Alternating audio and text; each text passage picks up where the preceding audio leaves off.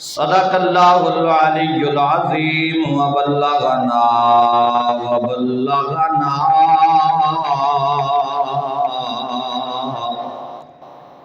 وبلغنا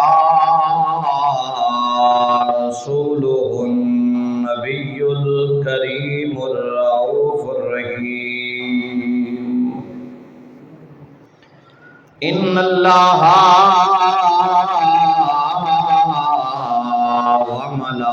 وملائکتہ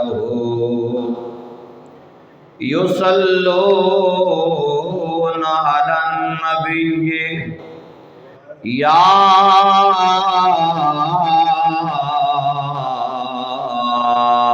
ایھا الذین آمنوا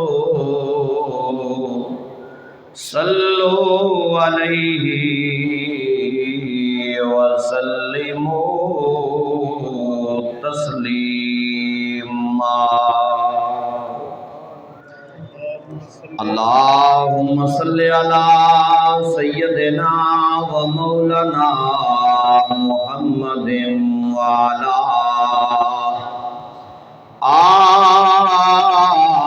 آل سیدنا مولانا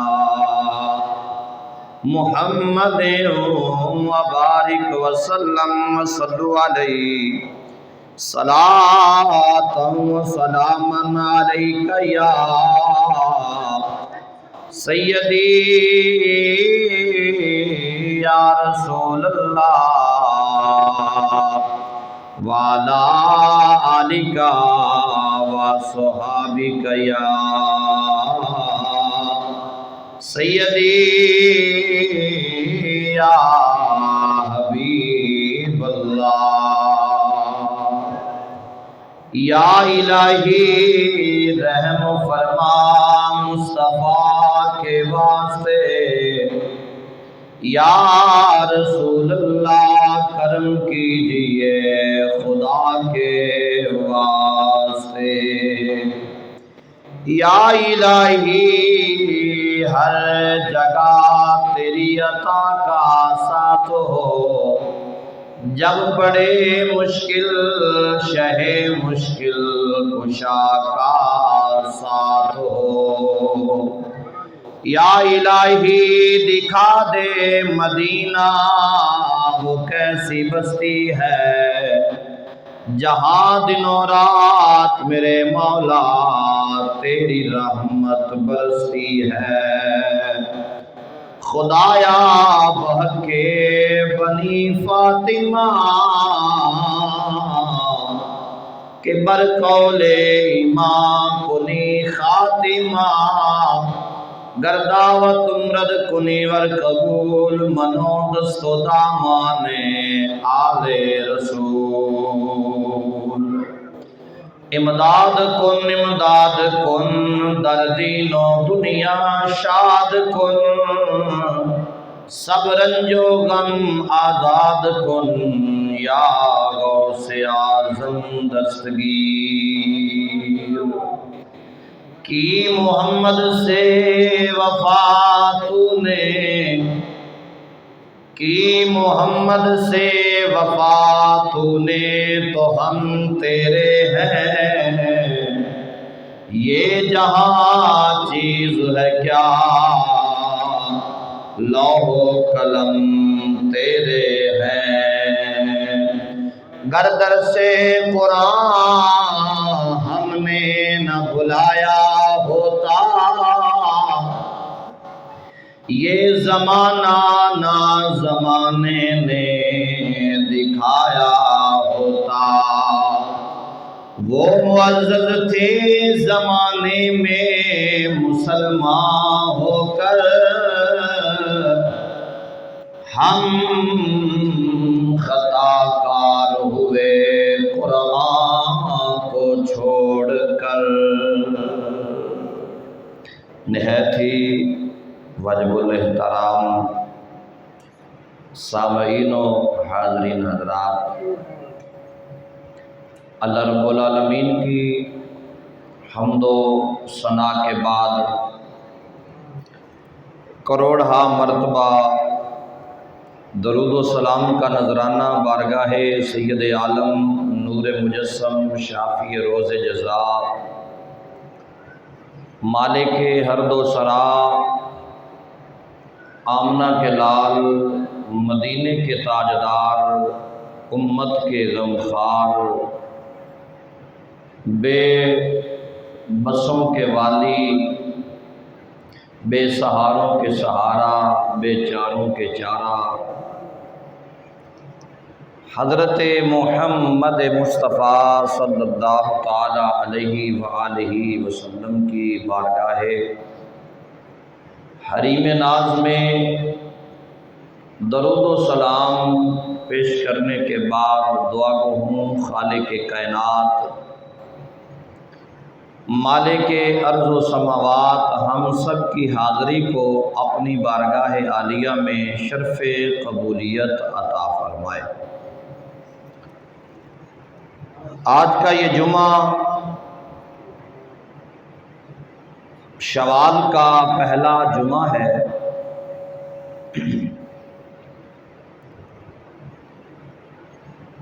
خالق کائنات کی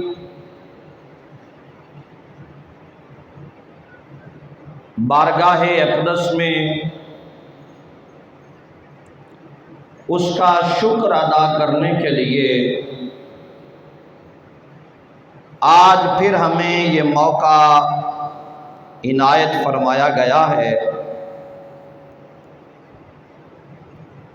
رمضان المبارک شریف کا مقدس مہینہ جس کے متعلق فرمایا یہ رحمت کا، بخشش کا، نجات کا، مغفرت کا مہینہ ہے۔ اسی طرح رمضان المبارک شریف کا ایک ایک دن ہمارے لیے باعث برکت اور ذریعہ نجات رہا ہے۔ مقدر والوں نے، نصیب والوں نے اس ماہ مبارک میں اپنے رب کے حضور توبہ کی ہے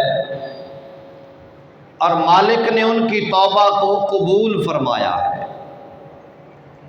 اس لیے کہ حضور فرماتے ہیں کہ جس کو مالک نے توبہ کی توفیق دی ہے وہ اسی لیے دی ہے کہ وہ توبہ کرے اور میں اس کی توبہ کو قبول کر لوں، اور جس کی توبہ کو اس نے قبول نہیں کرنا ہوتا فرمایا اسے وہ توبہ کرنے کی توفیق بھی نہیں عطا کرتا۔ تو یہ بھی محض اس کا فضل اور اس کا کرم سمجھیے کہ خالق نے ہمیں یہ موقع عنایت فرمایا ہے۔ رمضان المبارک کے گزرنے کے بعد آج کا یہ جو جمعہ ہے، یہ جمعہ بھی ہمیں اپنے رب کے شکر ادا کرنے کے لیے ملا ہے۔ ہم نے عید کا دن بھی گزارا، عید کا دوسرا دن بھی گزارا، عید کا تیسرا دن بھی گزارا۔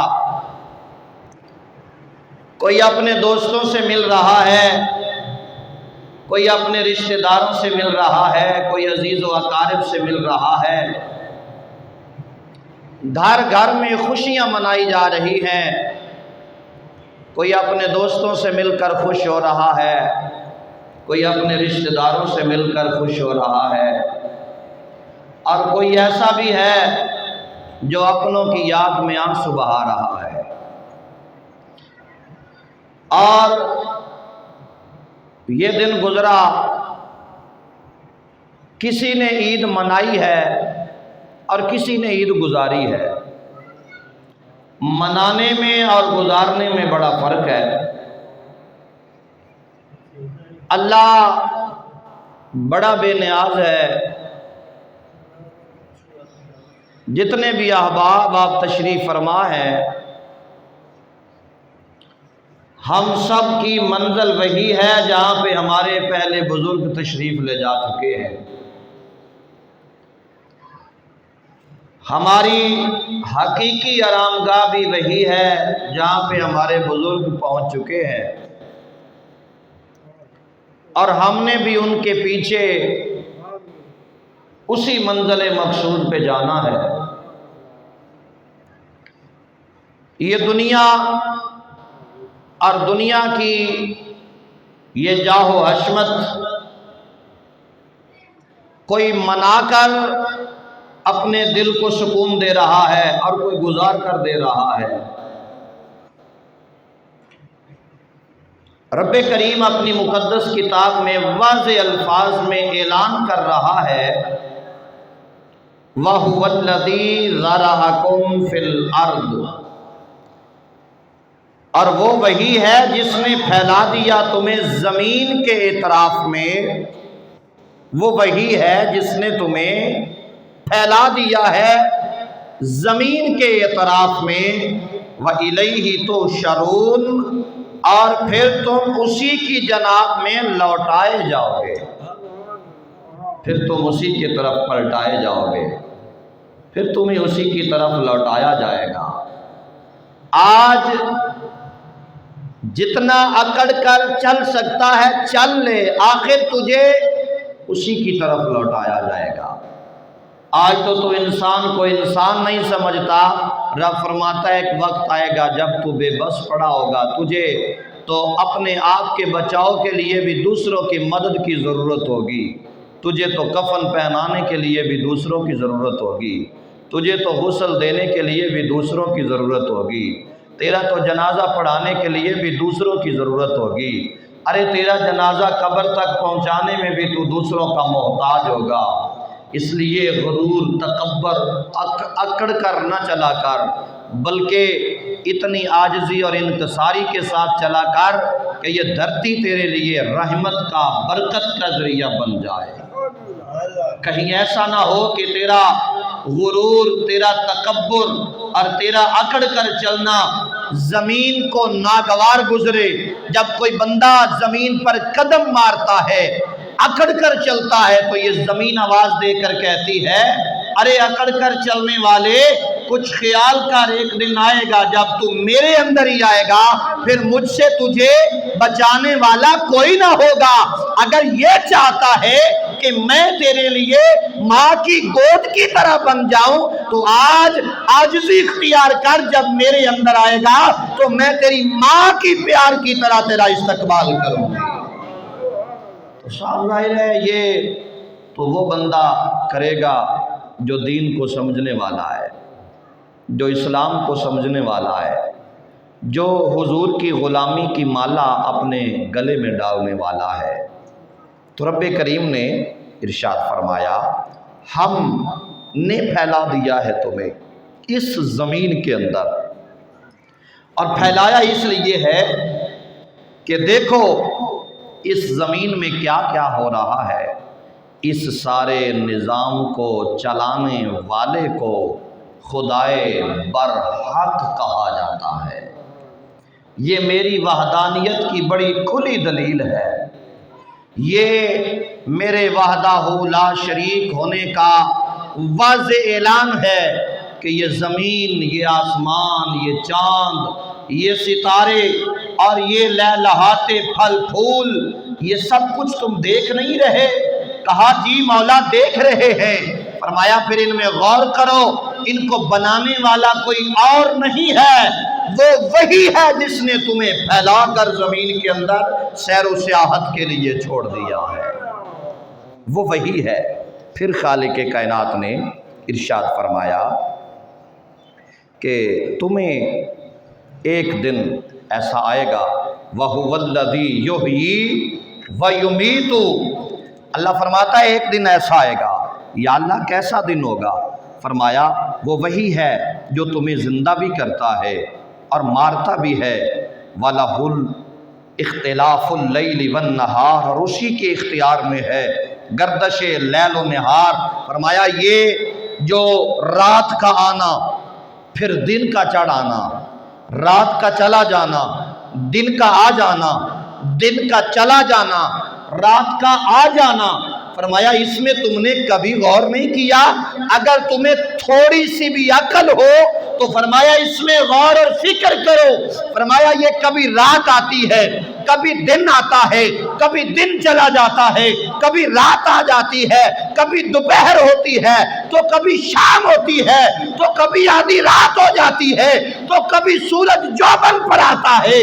فرمایا اس میں غور و فکر کرو، یہ تمہاری زندگی کے لیے ایک بہت بڑا درس دیا جا رہا ہے۔ فرمایا تمہاری زندگی بھی اسی طرح ہے، کبھی اس کا سورج بڑا جوبن پر ہوتا ہے، کبھی پھر شام آ جاتی ہے، کبھی پھر اندھیرا آ جاتا ہے، کبھی زندگی میں آدھی رات آ جاتی ہے۔ فرمایا یہ زندگی کے سارے حصے ہیں، اور اس ہر حصے کے متعلق رب تم سے پوچھے گا۔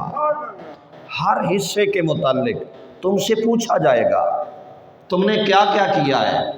تم دنیا میں گئے، تمہیں دنیا میں بھیجا گیا، تم نے وہاں پر جا کے کیا کیا ہے؟ بھیجا کس لیے تھا؟ تم نے کیا کیا وہاں پر جا کے کام کیا؟ اے اللہ تو ہی فرما کہ ہمیں تو نے بھیجا کس لیے ہے؟ تو رب فرماتا ہے کہ ہم نے تجھے اپنی عبادت کے لیے پیدا فرمایا ہے۔ یہ بات میری نہیں ہے، یہ بات قرآن کی ہے۔ قرآن فرماتا ہے ہم نے انسان کو اپنی عبادت کے لیے پیدا فرمایا ہے۔ چاہیے تو ہمیں یہ تھا کہ ہم اپنے رب کی عبادت کرتے، لیکن ہم عبادت کی بجائے ہم دنیا داری میں مصروف ہو گئے۔ اب ہمارے پاس اتنا وقت بھی نہیں ہے کہ ہم اپنے رب کی بارگاہ میں 2 سجدے ہی کر سکیں، اپنے رب کے حضور سر تسلیم خم کر سکیں، اپنے رب کے حضور سجدہ کر کے رکوع کی حالت میں، قیام کی حالت میں اس کا شکر ادا کر سکیں۔ اب تو ہمارے پاس اتنا ٹائم نہیں ہے کہ ہم کہہ سکیں کہ اے اللہ ہم تیرا شکر ادا کرتے ہیں کہ تو نے ہمیں یہ موقع عطا فرمایا، ہم نے تیری بارگاہ میں سجدہ کیا اور کہا سبحان ربی العالی، سبحان ربی العالی، سبحان ربی العالی۔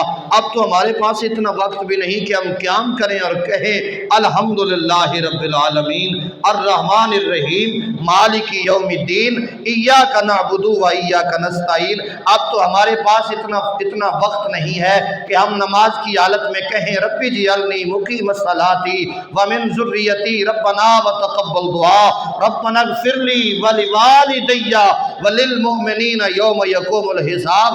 رب فرماتا ہے اپنے ماں باپ کے لیے بھی بخشش مانگ، جو تیرے سے پہلے گزر گئے ان کی بخشش کی دعا بھی مانگ، اپنے لیے بھی بخشش کی دعا مانگ، اور جو قیامت تک مومن آئیں گے ان کے لیے بھی یوم حساب کے دن تک تجھے دعا مانگنے کے لیے کہا جا رہا ہے۔ فرمایا ان سے معافی مانگ، لیکن ہمارے پاس تو اتنا وقت نہیں ہے نا کہ ہم معافی مانگ سکیں، ہمارے پاس تو اتنا ٹائم نہیں ہے نا، ہمارے پاس تو اتنی فرصت نہیں ہے کہ ہم تو جناب اپنے بزرگوں کے لیے دعائیں مانگ سکیں، ہمارے پاس تو اتنا وقت نہیں ہے، ہمارے پاس تو اتنا ٹائم نہیں ہے۔ پھر رب فرماتا ہے جب تو دعا بھی نہ مانگ سکا پھر بروز محشر کیا ہوگا؟ بروز محشر کیا ہوگا؟ بخاری شریف کی حدیث ہے، حضور نبی پاک علیہ الصلوۃ والسلام ارشاد فرماتے ہیں قیامت کے دن جب پوری کائنات میدان محشر میں اکٹھی ہوگی تو وہ سارے کے سارے اکٹھے ہو کر جناب حضرت آدم علیہ نبینا علیہ الصلوۃ والسلام کی خدمت اقدس میں حاضر ہوں گے، اور آپ کی خدمت عالیہ میں حاضر ہو کر جا کر عرض کریں گے اے پیارے آدم آپ تمام انسانوں کے باپ ہیں، آج مشکل بڑی ہے، آج پریشانی کا دن ہے، تو مہربانی فرمائیں آج اپنے رب کے حضور میں ہماری بخشش کے لیے التجا کریں کہ وہ مالک ہمیں بخش دے، ہمیں معافی عطا فرما دے اور ہمیں جنت الفردوس میں اعلیٰ مقام نصیب ہو جائے۔ قیامت کے دن ہر بندہ یہ خواہش کرے گا۔ آج تو ہمیں اس بات کی کوئی پرواہ نہیں ہے، آج ہم پتہ کیا کہتے ہیں جب قبر میں جائیں گے تو پھر دیکھی جائے گی، کہا جائے نا بھائی نماز پڑھ لو، قبر بڑی اندھیری ہے، اندھیری کوٹڑی ہے، وہاں پہ کوئی بچانے والا نہیں ہوگا، بے یار و مددگار ہوں گے ہم، وہاں پہ کوئی بھی ہمارے ساتھ، ہمارا بھائی، ہمارا دوست، عزیز، اقارب، رشتہ دار، وہ سارے کے سارے ہمیں من و من مٹی کے نیچے دبا کے واپس آ جائیں گے، وہ ہماری قبر میں ساتھ نہیں لیٹیں گے، یار اس پہ آج مشکل وقت ہے، آج اسے تنہا نہیں چھوڑنا، آج میں بھی اس کے ساتھ لیٹوں گا۔ فرمایا ایسا کوئی نہیں ہوگا، وہ تجھے تنہائی کی وحشت کے گھر میں، خوف و ہراس کے گھر میں، وہ گھر جس کو نہ کوئی الماری ہوگی، نہ کوئی سوراخ ہوگا، نہ کوئی روشن دان ہوگا، نہ وہاں پہ کوئی چراغ ہوگا، فرمایا اس اندھیری کوٹڑی میں نہ تجھے دفن کر کے سارے واپس چلے آئیں گے، کوئی بھی تیرے ساتھ نہیں لیٹے گا، تنہائی کے گھر میں تجھے چھوڑ کر یہ سارے واپس آ جائیں گے اور کہیں گے لے او یار حوالے رب دے، اتے لمبی پہ گئی جدائی، رب ملایا تے آن ملائیں گے، نہیں تے اور امید نہ کائی۔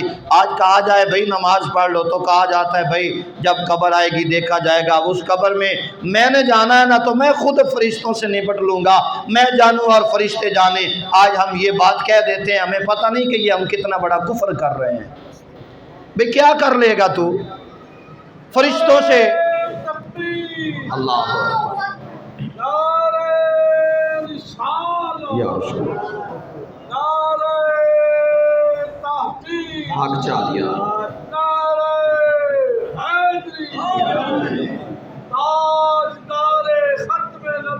زندہ باد زندہ باد زندہ باد۔ محترم حضرات، یہ نہ کہا کرو کہ جب مریں گے تو پھر دیکھی جائے گی، یہ بہت بڑا کفریہ کلمہ ہے اور ہمیں پتہ بھی نہیں ہوتا اور ہم دائرہ کفر تک پہنچ جاتے ہیں چھوٹی چھوٹی غلطیوں سے۔ چھوٹے چھوٹے عمل ہمیں جنت میں بھی لے جا سکتے ہیں اور چھوٹے چھوٹے عمل ہمیں جہنم میں بھی لے جا سکتے ہیں۔ اس لیے بزرگ فرماتے ہیں کہ بولنے سے پہلے تولا کرو کہ کیا بولا جا رہا ہے، بولنے سے پہلے 1000 بار تولا کرو، 1000 بار سوچا کرو، مطلب اس کا یہ ہے کہ میں یہ جو کہہ رہا ہوں، یہ جو میں بول رہا ہوں، یہ ہے کیا؟ کیا مجھے یہ بولنا چاہیے یا نہیں بولنا چاہیے؟ کیا یہ مناسب ہے کہ میں یہ جملہ کہوں؟ اگر مجھے کوئی دعوت دے بھئی آؤ نماز پڑھا کرو، آگے سے میں کہہ دوں بھئی تم نے اپنی قبر میں جانا ہے اور میں نے اپنی قبر میں جانا ہے، تم اپنی قبر کی سوچو میں اپنی قبر کی سوچ لوں گا، کیا یہ مناسب ہے ایسا کہنا؟ ایسا ہمیں کہنا چاہیے؟ پھر ایک بات یہاں اور بھی ہے، اگر کوئی بندہ مسجد میں نہیں آ رہا نا تو وہ یہ نہ سوچے کہ میں جناب مسجد میں نہیں جاتا، اس کے باوجود کون سا میرا رزق بند ہو گیا ہے، میں مسجد میں نہیں جاتا کون سا میرا پانی بند ہو گیا ہے، میں مسجد میں نہیں جاتا کون سا میرا نقصان ہو گیا ہے۔ ارے بیڑا غرق ہو گیا ہے تیرا، تو کہتا ہے میرا ہوا کچھ نہیں ہے۔ رزق بند ہونا یا نہ ہونا یہ تو مالک کی مرضی ہے، ٹھیک ہے نا؟ رزق بند کرے یا نہ کرے وہ اللہ بے نیاز ہے، وہ تو جو سراسر سیدھے سیدھے جو کافر ہے، اعلانیہ کافر ہے، رزق تو وہ انہیں بھی دے رہا ہے، اور جس نے اس سے ٹکر لی ہے رزق اس نے بھی آخری دم تک اس کا بند نہیں کیا۔ فرعون یہ مخالف تھا نا رب کا، سارے بولیے گا بھئی فرعون مخالف ہے نا رب کا، اس میں کون سی کوئی شک کی بات ہے؟ قرآن کی بات ہے کہ اس نے خدائی کا دعویٰ کیا تھا، یہ خدا کے مقابلے میں آیا تھا، اس کے باوجود رب نے اس کا رزق بند کیا۔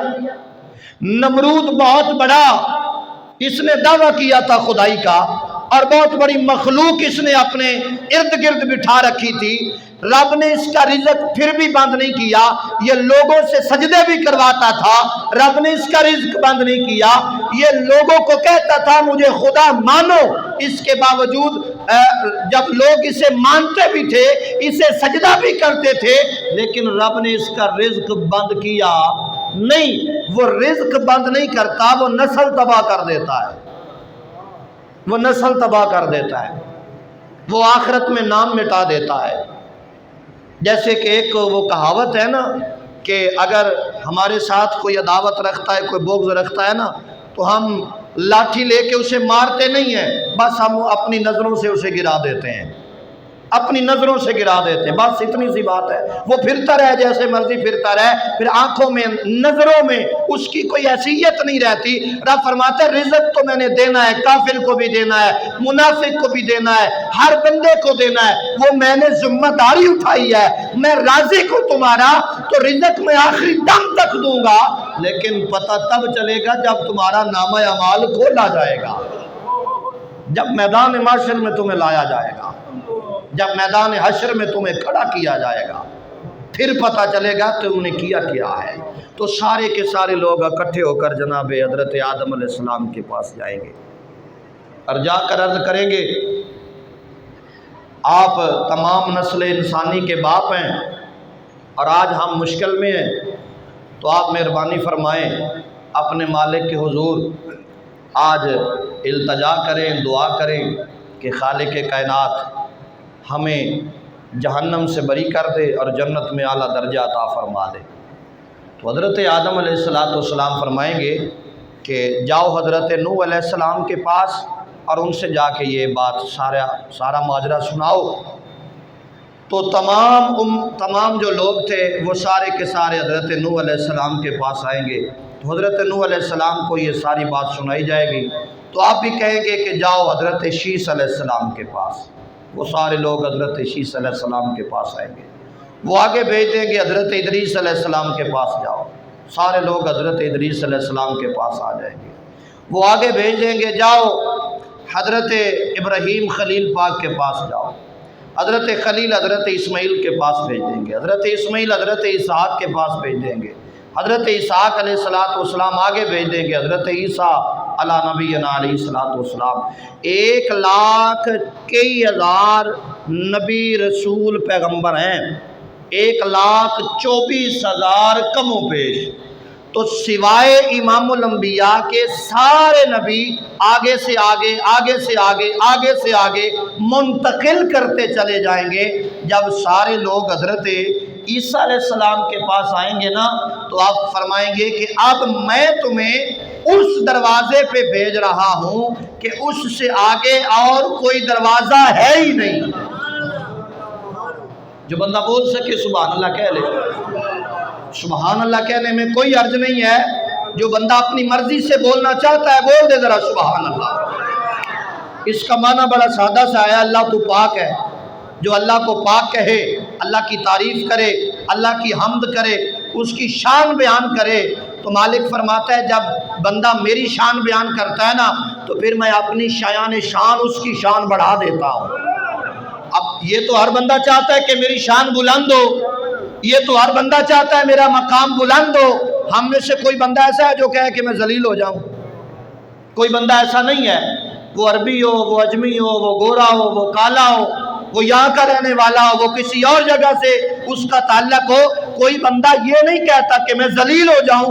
ہر بندہ یہ چاہتا ہے مجھے عزت ملے۔ رب فرماتا ہے جب میرا نام آئے اور میری کوئی ثنا کر رہا ہو اور تو سبحان اللہ کہتا ہے، اس کا مطلب ہے میں پاک ہوں، تو جو مجھے پاک کہتا ہے میں پھر اپنی شان کے مطابق اس کے درجے بلند کر دیتا ہوں۔ تو اس لیے خاموشی کا جو روزہ ہے نا، یہ حضور کی امت پر نہیں ہے، یہ پہلی امتوں پر تھا، چونکہ ان کے پاس کچھ نہیں تھا پڑھنے کو۔ ہمارے پاس تو الحمدللہ درود شریف ہے پڑھنے کے لیے، تو اب ہمارے اوپر خاموشی کا روزہ جو ہے وہ فرض نہیں ہے، ہم بول سکتے ہیں اور اللہ کی تعریف بھی کر سکتے ہیں۔ تو حضرت عیسیٰ علیہ السلام فرمائیں گے کہ میں تمہیں آج اس دروازے پہ بھیج رہا ہوں کہ اس دروازے سے کوئی بھی خالی نہیں لوٹا، اور آج تو وہ مزید اپنی رحمت جوبن پر لیے بیٹھے ہیں۔ جاؤ آخر الزمان پیغمبر خاتم النبیین حضور احمد مجتبی محمد مصطفیٰ صلی اللہ تعالی علیہ وآلہ وسلم کے در دولت پر، تو تمام لوگ اکٹھے ہو کر حضور کی بارگاہ میں پیش ہو جائیں گے۔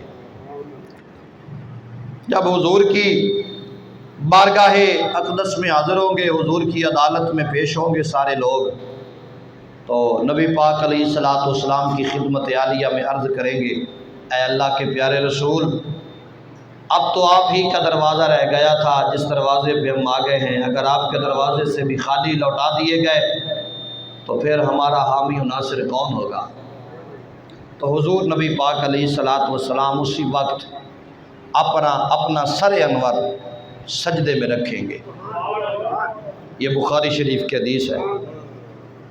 حضور اپنا سر انور سجدے میں رکھیں گے اور اپنے مالک کے حضور عرض کریں گے، تعریف کریں گے، ثنا کریں گے اپنے رب کی۔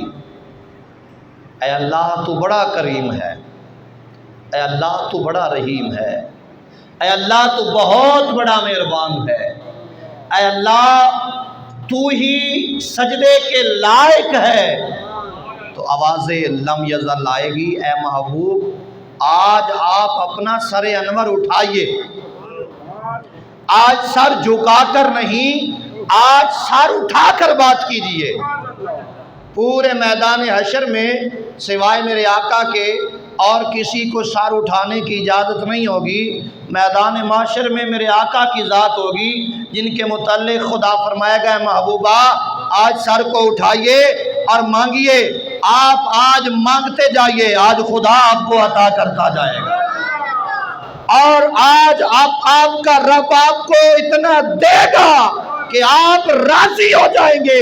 ہم اس وقت تک رحمت کا دروازہ بند نہیں کریں گے جب تک مدینے والے آقا آپ مجھ پر راضی نہیں ہو جائیں گے۔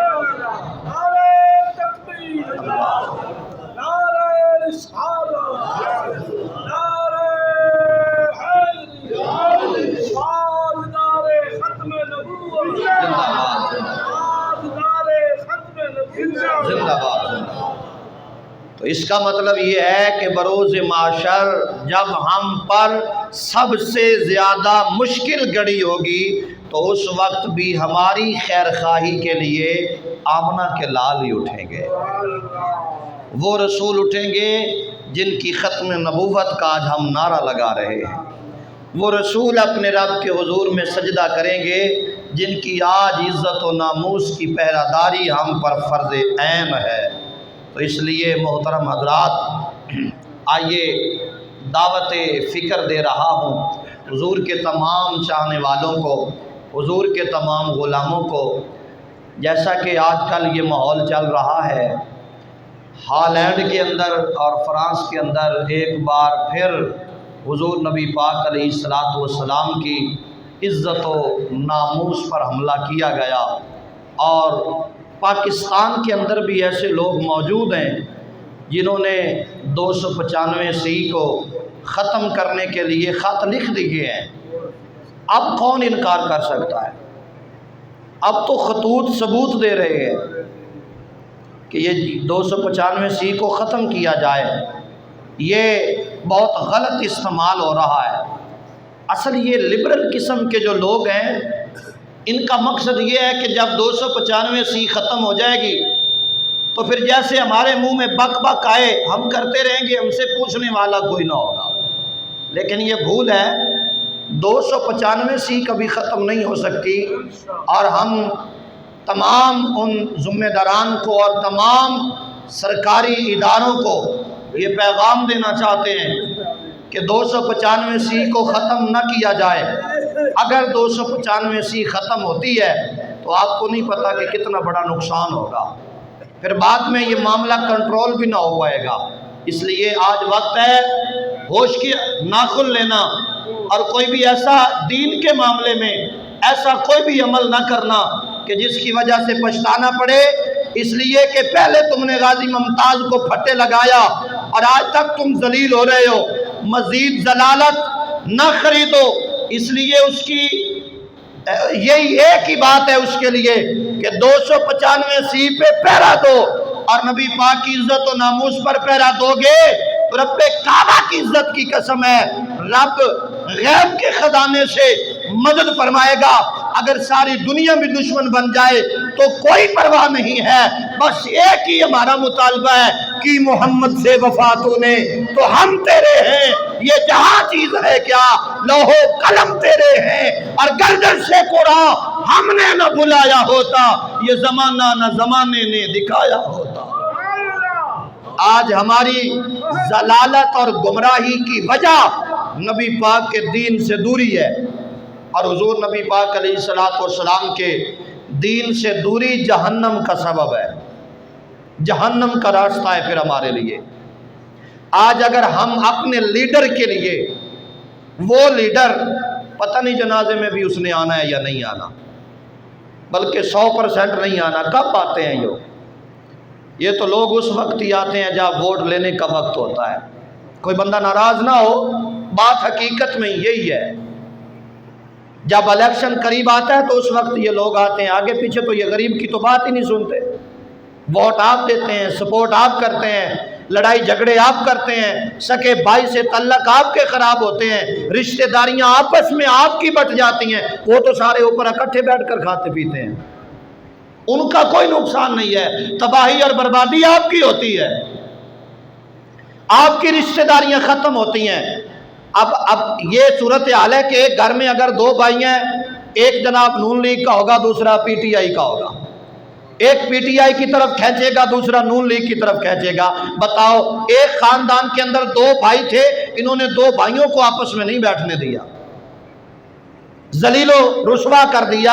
اور وہ جیسے وہ کہہ رہا تھا 19 رمضان المبارک شریف کو کہ ہم خانہ جنگی لگا دیں گے، تو اس سے مراد یہی ہے، یہی خانہ جنگی ہے۔ اور کیا ہوگی کہ ایک رشتہ دار جو آپس میں اتنے جڑے ہوئے تھے کہ کبھی ان میں کوئی جھگڑا تک نہیں ہوا تھا، لڑائی تک نہیں ہوئی تھی، اب نوبت یہ آ گئی ہے کہ وہ کہتے ہیں تو بولے تو بھی ٹھیک ہے، نہیں بولنا تو بھی ٹھیک ہے، میں تو فلاں کی طرف جاؤں گا۔ میں نے کہا نہ ادھر جاؤ نہ ادھر جاؤ، اور نہ قبر میں نون والوں نے آنا ہے، نہ پی ٹی آئی والوں نے آنا ہے، نہ بلے والوں نے آنا ہے، نہ پیپل پارٹی والوں نے آنا ہے۔ قبر میں آنا ہے تو مدینے کے تاجدار میں آنا ہے۔ بس بات کرو زہرا کے بابا کی، بات کرو کعبے کے کعبہ کی، بات کرو مکہ کے در یتیم کی، بات کرو اس نبی کی جس نبی کا ہم نے کلمہ پڑھا ہوا ہے، بات کرو اس رسول کی جس رسول کا ہم نے کلمہ پڑھا ہے۔ آپ اس بندے کے ساتھ کھڑے ہیں جو رسول کی عزت پر پہرا دے رہا ہے، یا اس بندے کے ساتھ کھڑے ہیں جو رسول پاک کی عزت و ناموس کی بے حرمتی کر رہا ہے؟ یہ آپ نے سوچنا ہے، یہ ذمہ داری آپ کی ہے۔ آپ سپورٹ کر رہے ہیں، آپ ووٹ دے رہے ہیں، آپ کے ووٹوں سے یہ لوگ اوپر آتے ہیں، وہ خود بخود نہیں آتے، ہم سپورٹ کر کے انہیں اوپر لاتے ہیں۔ اصل طاقت آپ کے ووٹ کی ہے، اور اس ووٹ کی اہمیت پوچھنی ہے تو مولا حسین سے پوچھ کے دیکھو۔ اس ووٹ کی اہمیت اگر پوچھنی ہے تو وہ امام علی مقام سے پوچھو۔ یہی تو یزید چاہتا تھا کہ حسین مجھے ووٹ دے دے، حسین میری بیعت کر لے، تو باقیوں کو تمہیں کچھ سمجھتے نہیں ہو، ان کو تو میں گاجر مولی کی طرح کاٹ کے رکھ دوں گا۔ لیکن حسین نے ایک ووٹ نہیں لیا، خاندان قربان کروایا ہے، علی اکبر قربان کروایا ہے، علی اصغر اپنے ہاتھوں پہ تڑپتا ہوا دیکھا ہے مولا حسین نے۔ ذرا اس بچے کی طرف دیکھیے، 6 مہینے کا شہزادہ ہو، باپ کے نرم و نازک ہاتھ ہوں، اور بیٹے کے حلق میں آ کے تیر لگ جائے،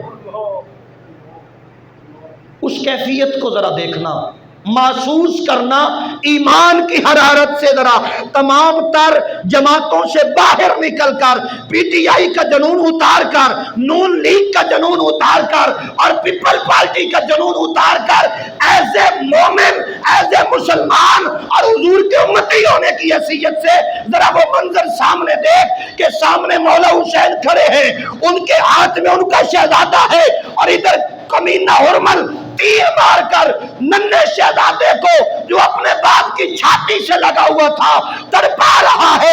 اس منظر کو ذرا دیکھ، اور پھر بھی حسین کی ایک آواز آتی ہے، اے اللہ میں نے علی اصغر دے دیا ہے، میرے نانے کا دین سلامت رہے۔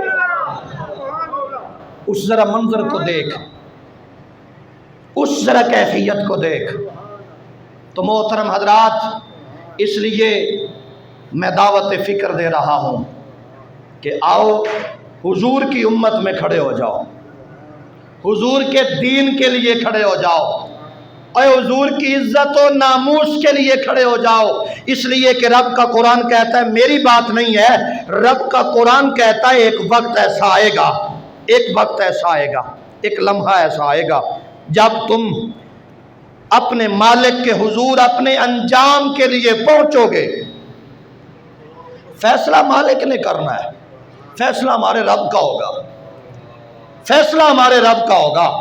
رب فرماتا ہے وَهُوَ الَّذِي ذَرَأَكُمْ فِي الْأَرْضِ وَإِلَيْهِ تُحْشَرُونَ۔ مالک ہمیں توفیق دے ہم قرآن کی تلاوت کریں۔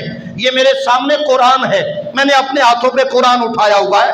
قرآن کہتا ہے، سورہ المومنون ہے اور آیت نمبر 29 ہے، رب فرماتا ہے وَهُوَ الَّذِي ذَرَاكُمْ فِي الْأَرْضِ وَإِلَيْهِ تُحْشَرُونَ، اور وہ وہی ہے جس نے پھیلا دیا تمہیں زمین کے اطراف میں، اور انجام کار اسی کی جناب میں تم اکٹھے کیے جاؤ گے۔ پھر وہ وہی ہے جس نے تمہیں دینا ہے بدلہ تمہارے کیے ہوئے کا۔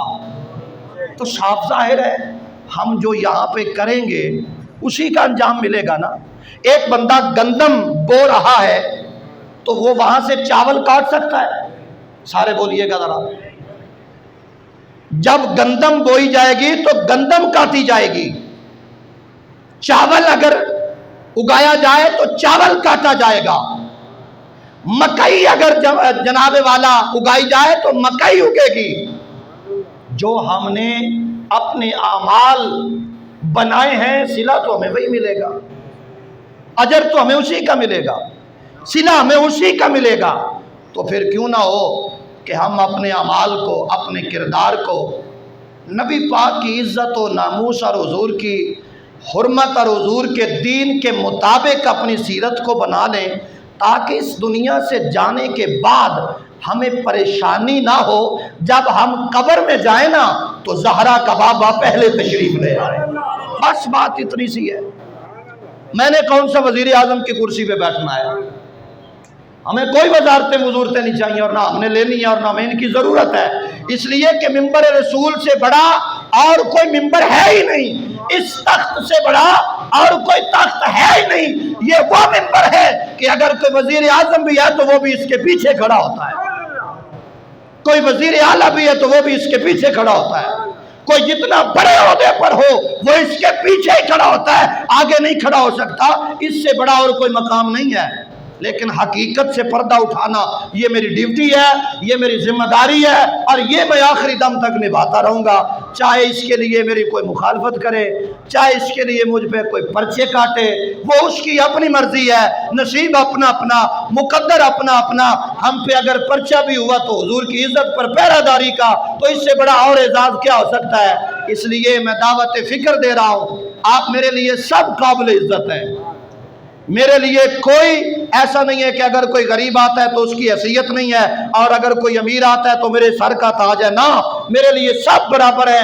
میں سب کا ادب کرتا ہوں، سب کا حیا کرتا ہوں، لیکن جب رسول پاک کی عزت و ناموس کی بات آئے تو جو اس وقت کہنا جی لو جی پھر مولویاں دے رولے، پھر دل کو تکلیف ہوتی ہے کہ یار میں نے اپنی بات تو نہیں کی نا، کلمہ تو میں نے بھی اسی رسول کا پڑھا جس کا آپ نے پڑھا ہے۔ تو اگر رسول پاک کی عزت کے لیے آپ کھڑے ہوں گے تو یہ آپ کے مقدر کی معراج ہے، یہ آپ کے مقدر کی معراج ہے۔ وگرنہ بابا جی فرمایا کرتے تھے ہمارا کام تھا ہوکا دینا، ہم نے تو دیے سرے بازار جلا کے رکھ دیے ہیں، اب آپ کے مقدر کی بات ہے، آپ روشنی میں آنا چاہتے ہیں یا ابھی اور اندھیرے میں رہنا چاہتے ہیں؟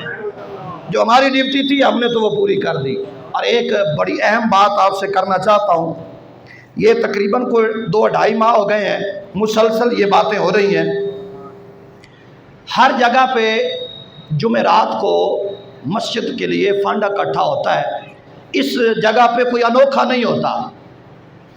یہ ان لوگوں کے لیے بات ہے جو مسجدوں کی مخالفت کرتے ہیں، اور میں کوئی چھپ کر نہیں کہہ رہا، اس مسجد کی ہر حوالے سے حفاظت کرنا میرا فرض ہے، میری ڈیوٹی کے اندر یہ بات شامل ہے۔ آپ کی طرف سے یہ ڈیوٹی نہیں ہے، یہ رب اور اس کے پیارے رسول کی طرف سے ڈیوٹی ہے۔ جس مسجد میں میں امام ہوں اس مسجد کی حفاظت کرنا یہ میری ڈیوٹی ہے، اور اگر وقت آیا تو آپ دیکھیں گے اگر مسجد کی حفاظت کے لیے میرا خون بھی چلا گیا نا، میری گردن بھی کاٹ دی گئی، تو بھی آپ دیکھیں گے میں گردن کٹا دوں گا، مسجد کی بے حرمتی کسی بھی صورت میں نہیں ہونے دوں گا۔ میرے پاس ایجنسیوں والے کے فون آ رہے ہیں، کافی سارے فون آئے، اور کچھ اخباری رپورٹروں کے بھی فون آئے، اور انہوں نے کہا کہ جی آپ کے ہاں سے شکایت آئی ہے کہ آپ مسجد میں جمعرات کو فنڈ اکٹھا کرتے ہیں۔ میں نے کہا جی سب سے پہلی تو بات یہ ہے کہ میری کوئی ریکارڈنگ دکھاؤ جس میں میں نے جمعرات کا فنڈ اکٹھا کیا ہو۔ آپ تمام احباب اتنے بندے گواہ بیٹھے ہیں، میں نے کسی جمعرات کو چندہ اکٹھا کیا ہے؟ سارے بولو یار، میں نے کبھی کسی جمعرات کو چندہ اکٹھا کیا ہو؟ پھر پرچہ مجھ پہ کروایا جا رہا ہے۔ مجھے پرچے کا کوئی ڈر نہیں ہے، رب کعبہ کی عزت کی قسم ہے، پرچے کا کوئی ڈر نہیں۔ لیکن جو بندے مسجد کا فنڈ روک رہے ہیں، اگر میں جاؤں گا نا تو پھر انشاءاللہ وہ میرے ساتھ جائیں گے۔ یہ میرا وعدہ ہے اور یہ میرا اعلان ہے۔ جو مسجد کے معاملے میں اگر برادری کا کوئی معاملہ ہے نا تو وہاں باہر لڑیں، اگر نہیں رکتے نا تو اپنے خون کی جو ہڑواڑ ہے وہ باہر نکال لیں۔ لیکن مسجد کے معاملے میں اگر کوئی معاملہ بنا تو اس کے ذمہ دار وہ لوگ ہوں گے جنہوں نے ایجنسیوں والے کو فون کیے ہیں یا اخباری رپورٹروں کو فون کیے ہیں۔ وہ یہ بات بھول جائیں کہ جیسے پہلے ہوتا رہا ہے یہ اب بھی ویسا ہی ہوتا رہے گا۔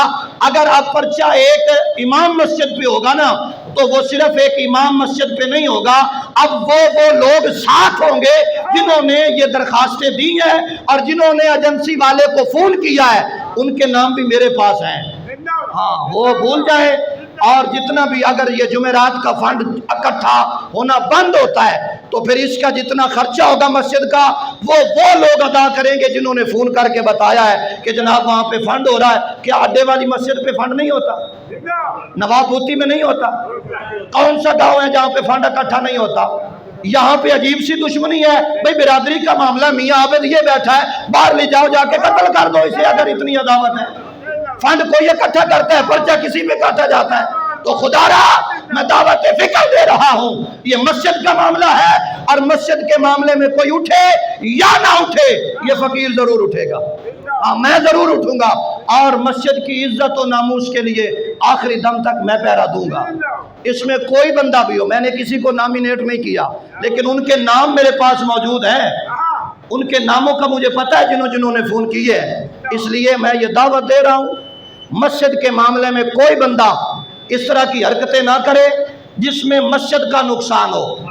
اگر تمہارے آپس میں کوئی لڑائی جھگڑے ہیں تو وہ اپنے ڈیروں پہ نبیڑو، وہ باہر نکالو اور باہر جو مرضی آئے تمہارا جی وہ کرتے رہو۔ لیکن مسجد کے معاملے میں اگر کوئی ایسی حرکت ہوئی تو اب یہ جاوید چشتی اکیلا نہیں جائے گا، اب وہ لوگ میرے ساتھ ہی ہوں گے۔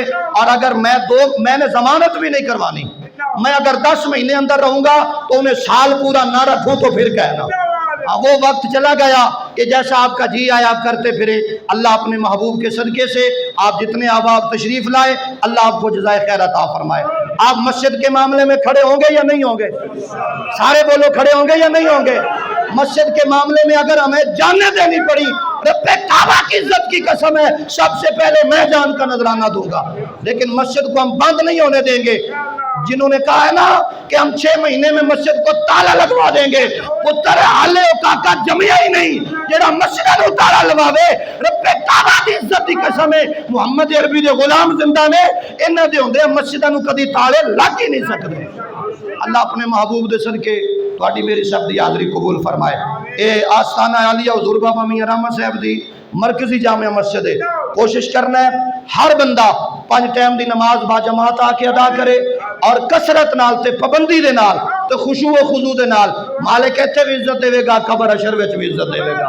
اللہ اپنے محبوب دے صدقے تہاڈی میری سب دی حاضری قبول فرمائے۔ اللہ اکبر یا رسول اللہ حق شاہ